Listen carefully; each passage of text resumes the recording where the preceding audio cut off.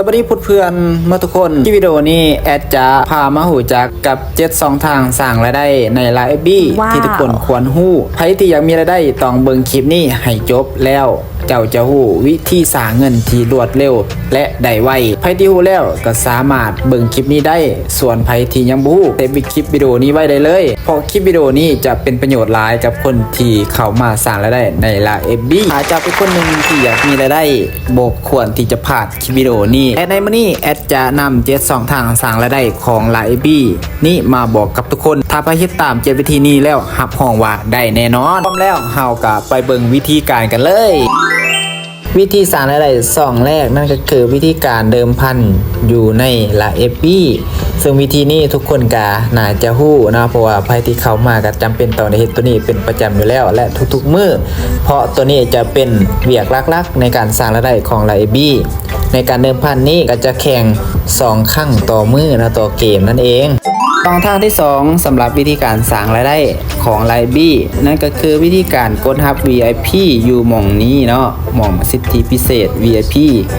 ถ้าว่าเฮาเติม 200,000 เฮาจะต้องได้เดิมพันอยู่ที่3เกมเมื่อครบ3เกมแล้วให้เฮามากดครับหม่องนี้รางวัลโบนัสเนาะ 12,000 กีบถ้าว่าเฮาเติม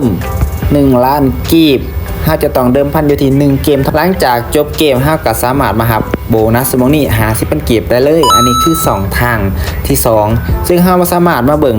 นะมาเบิ่งได้หม่องนี้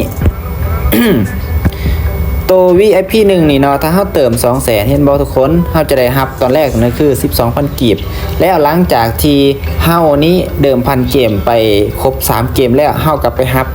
อีก 12,000 กีบนะคืออยู่หม่องสิทธิพิเศษ VIP วังเมื่อกี้นี้ถ้าว่าเฮาเติม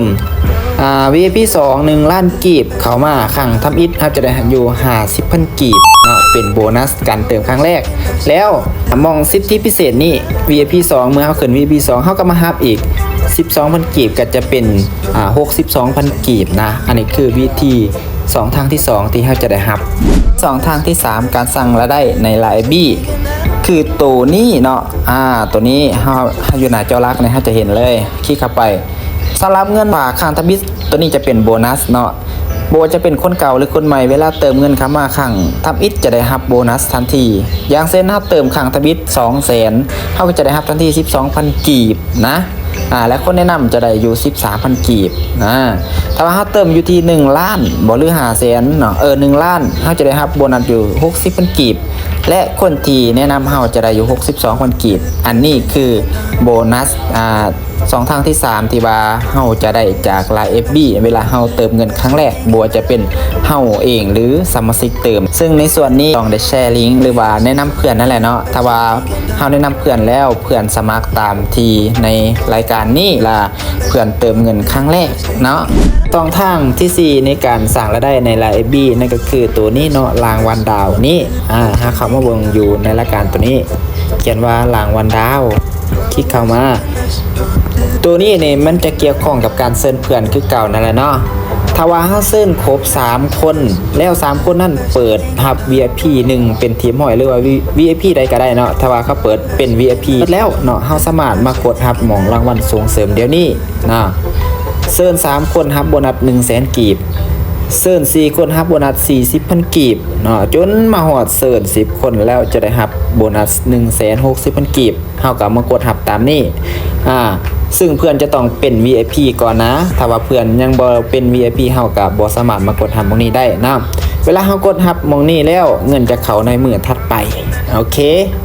ตัวนี้เนี่ยจะเป็นรางวัลส่งเสริมเนาะเฮาเซิร์นครบปั๊บแล้วเพื่อนเปิดเป็น VIP ปุ๊บเฮาก็มากดรับหม้องนี้ได้เลยเนาะอันนี้คือวิธีที่4ในการสร้างรายได้2ทางที่5ในการสร้างรายได้อยู่ในไลน์ FB นั่นก็คือตัวนี้เนาะคลิกเข้าไปเลยหรือจะคลิกมาหม่องนี้ก็ได้นะเขียนว่ารางวัลโฆษณารางวัลส่งเสริมการขายอยู่นี่เป็นรางวัลโฆษณาก็คือเกี่ยวกับเมื่อกี้เนาะใกล้เคียงกันนั่นแหละเวลาเฮาเสิร์ชครบ5คนเสิร์ชเพื่อนครบ5คนแล้วเปิด VIP แล้วเฮาสามารถมากดรับหม่องนี้ตัวเมื่อกี้นี่แม่นเสิร์ช3คนเฮาก็จะได้รับแล้วบัดนี้ถ้าว่าเฮาเสิร์ชโดยตรงเนาะแบบเฮาเสิร์ชเองโดยตรงครบ5คนเฮาก็มารับอยู่ที่150,000 กีบมันจะเพิ่มรายได้ขึ้นมาอีกในระดับนึง ถ้าว่าเขาเซิร์น20คนจะได้รับอยู่1ล้านกีบเซิร์น50คนจะได้อยู่3ล้านและเซิร์น100คนจะได้รับโบนัสอยู่6ล้านกีบเมื่อเพื่อนที่เขาเซิร์นมานั้นเปิดเป็น VIP เมื่อทุกคนแล้วเราสามารถมากดหับในรายการซุมนี้ได้เลยซึ่งเงินก็จะเข้าภายในมือถัดไปอีกคือเก่านั่นเองใกล้เคียงกับตัวที่4เมื่อกี้แบบเดียวกันเลยเนาะตัวเมื่อกี้เนี่ยมันเริ่มต้นที่3คนตัวนี้ก็เริ่มต้นอยู่ที่5คนนั่นเองนะแต่ว่ารายได้มันก็เพิ่มขึ้นตามลำดับนั้นนะช่องทางที่6การสร้างรายได้ในไลน์ FB นั่นก็คือตัวนี้เนาะตัวระดับการเส้นเพื่อนเวลาเฮาเซิร์นเพื่อนมันจะมีอยู่3ระดับเนาะระดับที่1ระดับที่2และระดับที่3ระดับที่1ก็คือกันที่เฮาเซิร์นเองโดยตรงและระดับที่2ก็คือเพื่อนที่เฮาเซิร์นมานั้นไปเซิร์นต่อแล้วระดับที่3ก็คือได้รับจากคนที่2ที่แนะนำไปนะแล้วรายได้เปอร์เซ็นต์มันก็จะได้ตามนี้ระดับที่1 10%ระดับที่2 5%ระดับที่3 3%ตัวนี้คือส่วนสำคัญที่สุดในบรรดา 3-4 อย่างที่เฮาเว้ามาเนาะถ้าบ่มีตัวนี้ตัว 3-4 อย่างที่ว่ามานั้นจะบ่มีความหมายเนาะเพราะว่าตัวนี้แหละจะเป็นส่วนสำคัญที่จะเฮ็ดให้เฮานี่มีรายได้ต่อเนื่องและมีรายได้ที่บ่มีขีดจำกัดเนาะเฮาจะได้รายได้นี้ตลอดกาลจนกว่าคนที่เฮาแนะนำมานั้นบ่เฮ็ดแล้วเนาะเฮาจึงจะบ่มีส่วนรายได้ในส่วนนี้เนาะถ้าตราบใดที่ว่าเพื่อนที่เฮาแนะนำมายังดำเนินการยังลิ้นอยู่ในแพลตฟอร์มตัวนี้เฮาก็จะมีรายได้อยู่ประมาณนี้เนาะใน3สั้นนี้เนาะอันนี้แหละคือส่วนสำคัญที่สุดในบรรดา 3-4 อย่างที่เฮาเว้ามานั่นโอเคเนาะถ้ามาถึงขั้นตอนสุดท้ายของการสร้างรายได้ก็คือ7 2 ทางนั่นเองเนาะตัวนี้เป็นขั้นตอนที่7ขั้นตอนสุดท้ายแล้วก็คือว่าถ้าว่าเฮานี้มีเพื่อนที่ว่าเฮาเชิญมาทั้งหมดทั้ง3ระดับจะเป็นชั้น1ชั้น2ชั้น3นี่ทั้งหมดนี้มี20คนและใน20คนนี้ต้องเปิดเป็น VIP ทั้งหมดเนาะและผ่านเฮาโดยตรงอยู่ที่5คนก็คือเฮาเชิญเองนี่5คนเนาะอย่างน้อย5คนนี้เฮาจะได้รับเงินเดือนอยู่ที่500,000กีบนะ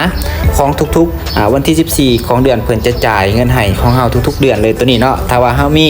สมาชิกใต้องค์กรเฮาทั้งหมดในรวมอย่างน้อย20คนนี่แล้วเฮาเสิร์ชเองอยู่5คนเฮาจะได้รับอยู่500,000กีบต่อเดือนถ้าเฮามีจำนวนคนที่เสิร์ชมาทั้งหมด50และเฮาต้องการแล้วเฮามีคนที่แนะนำโดยตรงอยู่10คนเฮาก็จะได้รับเงินเดือนละ1ล้านกีบนะถ้าเซิร์น100คนเฮาก็จะได้รับอยู่3ล้านกีบและต้องเซิร์นโดยตรงอยู่40คนโจนฮอดอันนั้นลำดับที่6เฮาเซิร์น 1,000 คนเนาะทั้งหมดทั้งสายสั้น1สั้น2สั้น3และเฮาเซิร์นเองอยู่300คนเฮาก็จะได้รับเงินอยู่ที่50ล้านกีบต่อเดือนตัวนี้นี่ถือว่าสุดยอดเลยถ้าผู้ใดสร้างได้ถ้าผู้ใดว่ามีความสามารถถึงจุดนี้เนาะก็คือว่าตัวที่เฮาเว้ามา 3-4 อย่างนี่ก็คือว่าจิบเลยเนาะและนี่ก็คือ7 2 ทางการสร้างรายได้เนาะหวังว่าทุกคนนี่จะได้ประโยชน์จากส่วนนี้สำหรับวิธีการสร้างรายได้และข้อมูลจากการสร้างรายได้ในตัวนี้ถ้าว่าทุกคนนี้มีความกระตือรือร้นพอก็สามารถมีจุดนี้ได้เนาะและนี่ก็คือ7ช่องทางสร้างรายได้จาก LINE FB ที่ทุกคนที่เข้ามาแล้วจำเป็นต้องได้เฮ็ดถ้าอยากจะมีรายได้ที่สูงขึ้นนะหวังว่าคลิปนี้จะเป็นประโยชน์บ่หลายก็น้อยแก่คนที่เบิ่งคลิปนี้จนมาฮอดตอนนี้ก่อนลาจากไปก็ขอย้ำเตือนอีกครั้งว่าทุกการลงทุนมีความเสี่ยงเสมอให้บริหารเงินทุนและความเสี่ยงให้ดีก่อนนำมาลงทุนนะและสำหรับคลิปวิดีโอนี้ก็จบเพียงเท่านี้ยังอัปเดตในข้างหน้าแอดจะลงคลิปไว้ให้ทุกคนได้รับชมรับฟังไปนำกันและตอนนี้ขอลาไปก่อนโอเคบ๊ายบาย